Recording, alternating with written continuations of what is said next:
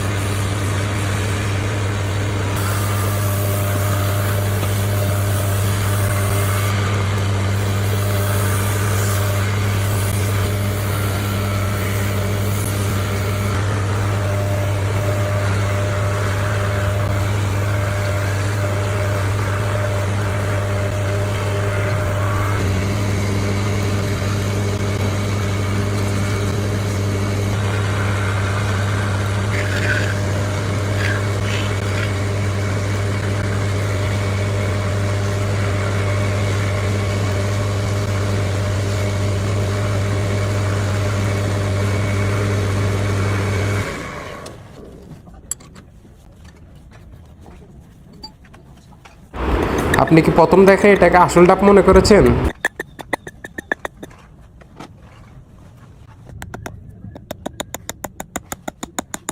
তো দর্শক বন্ধুরা, ভিডিওটা কেমন লাগলো? যদি ভালো লেগে থাকে আপনাদের মূল্যবান মতামত জানাতে ভুলবেন না। আর এমন নিত্য নতুন ভিডিও পেতে চ্যানেলটি সাবস্ক্রাইব করে পাশেই থাকুন।